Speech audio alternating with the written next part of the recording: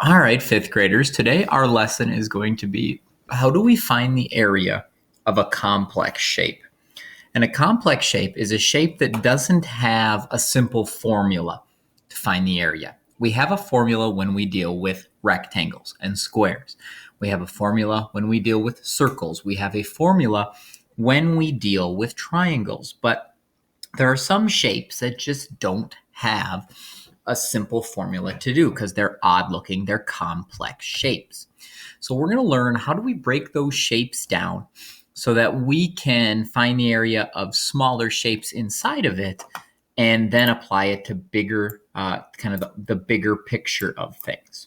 So I've got this complex shape here. I have a bunch of measurements around the outside, and we are going to try, this is a pretty simple one, we're going to try to figure out what the area of this shape is. Now, I don't have a corner over here. It's kind of odd. So I'm looking at some of this, and I see that if I draw a line, and that was a really terrible straight line. Let me try that one more time. If I draw a line right there, I basically see I have a big square over here, or a big rectangle. I have a rectangle over there. So now I can use the formulas I know because I have some of those measurements to solve the area of that shape. Well, I see over here I have 12. I see over here I have 10. 12 times 10, length times width, gives me 120. So I'm going to write that in the middle of this shape, and I'm going to circle it. I'm going to need that later. This rectangle here is 120. Now, if I look over here, it's pretty easy to see. I have 6 meters here. I have 5 meters there. To get this little shape would be 6 times 5. That would equal 30. Okay. Now, I've gotten every little shape that I have. So now to find the total area, I add those two things together. I take 120 and I add on 30, giving me a total area of 150 meters squared. All right, so we do that. We break this down into smaller shapes so that we can figure it out. Now, here's a little bit more complex one. We have this shape that sort of has a triangle or kind of a slanted top on it.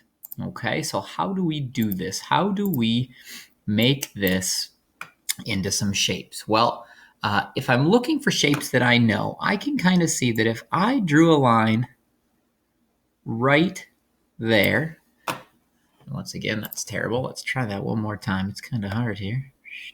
Best that I can. That's a little bit better.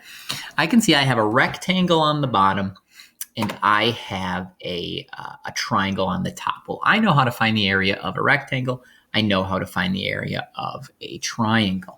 So now I have to start thinking about some measurements though, because this one isn't as easy because of the fact that I don't have all the measurements that I need. Well, if I look down here, I have enough measurements to find the area of this rectangle because I have the 6, I have the 3.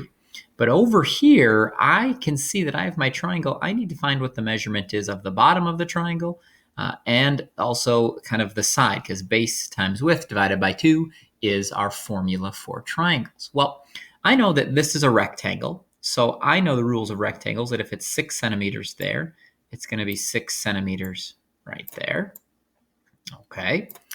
Now I see I have that one. Now I need to figure out, well, what is this little measurement over here? Well, I have to do a little bit of math. I got to take a little steps. So I know from here to here, which is the same as, so here to here, which is the same as here to here, is 3 centimeters.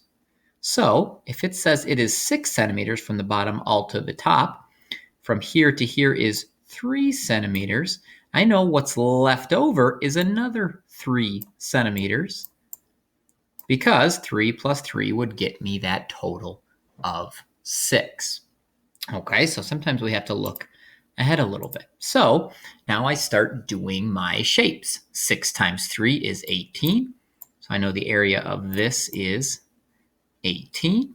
Boom, I'm going to put a little circle in there. And I highly recommend you drawing these shapes out and staying organized. Most mistakes we see with some of these complex shapes are the fact that you don't write things down. You try to do everything in your head. So write it down. Now up top, I have 6 times 3 is 18, but it's a triangle, so I know I need to divide by 2. 18 divided by 2 is 9. So I know the triangle has an area of 9. Now I'm going to take that 9 plus the 18 will get me 27. And my label is centimeters squared. So we break that down.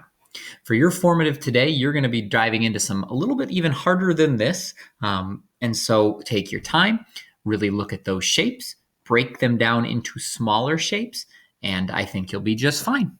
All right, good luck, and we will talk to you in tomorrow's lesson.